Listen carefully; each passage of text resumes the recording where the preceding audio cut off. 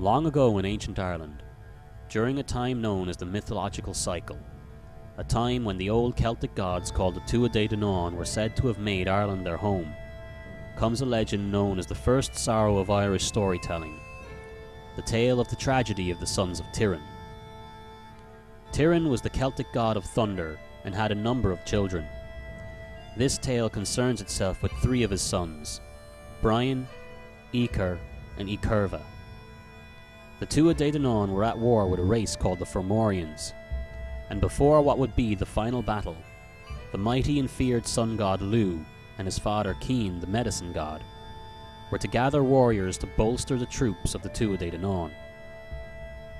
Lugh went to Tara, calling forth the fairy folk from their hill keeps, and Cian was to go north to enlist the help of the men of Ulster. However, even though they were at war with the Fomorians, the Tuireann were not without their own internal rivalries. Cian and Tuireann were enemies, and on his way to Ulster, Cian encountered Tuireann's sons. He tried to avoid them, and turned himself into a pig, and attempted to hide amongst a herd of pigs that was also heading northward. But the Sons of Tuireann had spotted Cian. They turned themselves into hounds and sniffed out the enchanted pig, and cornered him. All four returned to human form, and Brian held his spear's point to Cian's neck. Cian then threatened them that if they kill him, his son Lugh would exact revenge. The Sons of Tuireann joked and questioned, but how would he know it was us? There are no witnesses to tell him. Cian replied, "The weapons you use will witness, and they will cry out your guilt to him." So the Sons of Tuireann put away their weapons and tied Cian down, and proceeded to stone him to death instead. They buried his body as deep as they could, believing he would never be found. Meanwhile, Lugh and his army defeated the Fomorians, and after the battle, Lugh was wondering why his father did not join the fight. So he also set out northwards to look for him. When he passed a place where his father was buried, the earth called out to him, "Your father lies here, slain by the Sons of Tuireann. Avenge him." Lugh tore up the earth with his bare hands till he found his father's battered body and flew into a fierce rage. He rushed back to the hill of Tara, where the High King was celebrating the Tuireann's victory over the Fomorians. The Sons of Tuireann were also there, and Lugh confronted them, and when questioned by the king, they admitted their crime. The king suggested that to pay for this, they should have their limbs chopped off one by one till they die of blood loss. But Lugh had a much less barbaric penalty in mind. He instead demanded that they pay a fine. His price? 3 apples, 7 pigs, 1 pigskin, 1 spear, a chariot and horses, a young dog, a cooking spit, and 3 shouts from a hill. The Sons of Tuireann felt almost joyous at how trivial this fine seemed to be, and quickly agreed. But then Lugh elaborated to the exact items he was looking for. The 3 apples were the fabled golden fruit from the Garden of the Sun in the Eastern world. The 7 pigs were the enchanted swine of an Egyptian king. No matter how often these were killed and eaten, they reappeared, providing never-ending sustenance.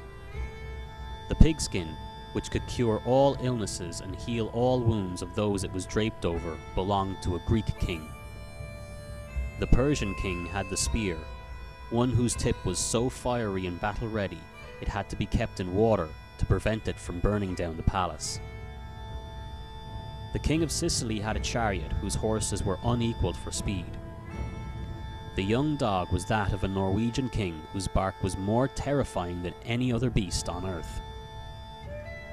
The golden cooking spit belonged to the women of a mystical island that lay beneath the sea. And finally, the 3 shouts from a hill were to be done from the hill of Midcain in Denmark. Midcain was a great warrior who was also good friends with Lugh's father. Lugh said to the 3 brothers that they should consider his tasks a mercy, compared to what Midcain will do when he finds out Cian was murdered. More so, Midcain was also cursed that he could never allow anyone to shout from his hill, and that he would have to fight to the death to prevent anyone from doing so.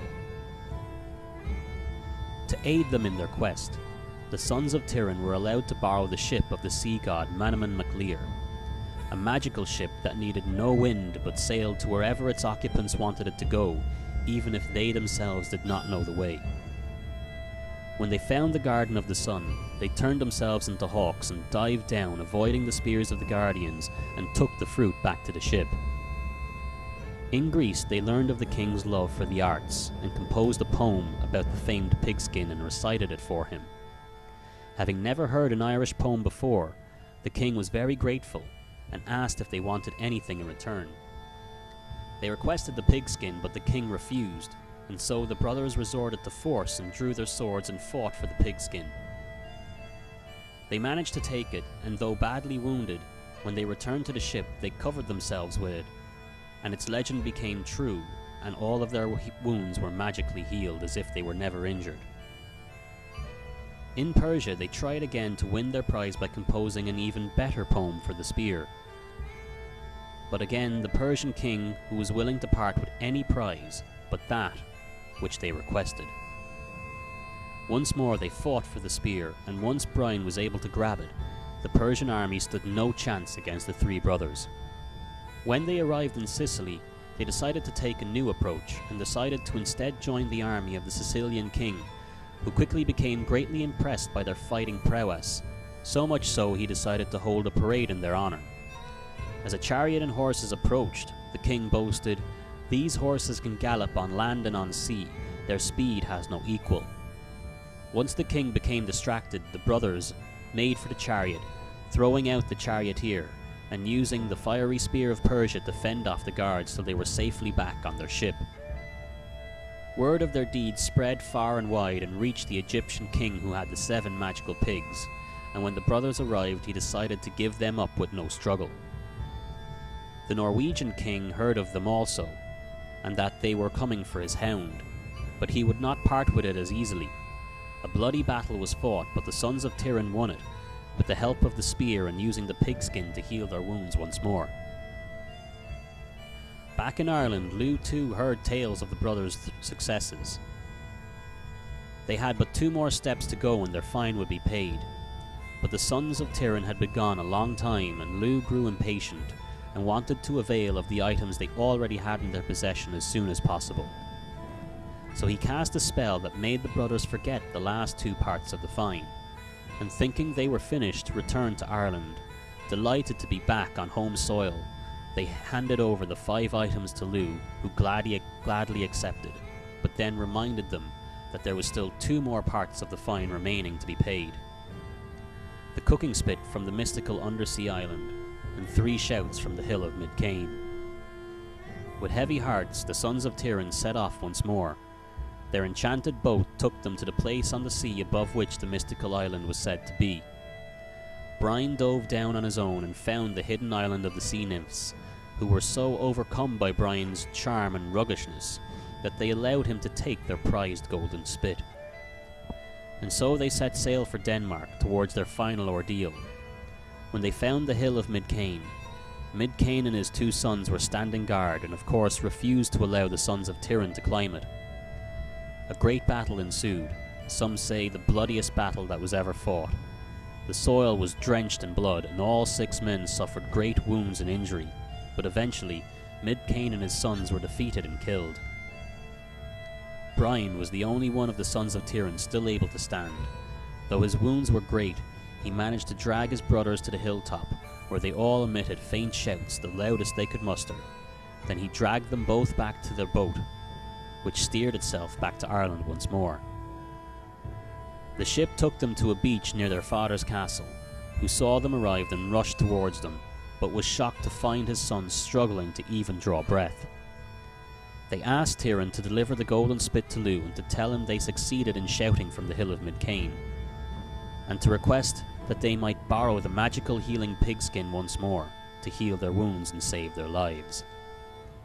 Though Lugh accepted the golden spit and acknowledged they had bested Midcain, he refused to part with the pigskin. Tuireann, unable to persuade Lugh to change his mind, returned to his sons, still laying on the deck of the ship, and told them of Lugh's refusal to help them. All three brothers soon died of their wounds at the same time. Tuireann, crestfallen, knelt and wept over their bodies, and collapsed himself, dying of a broken heart at the loss of his sons.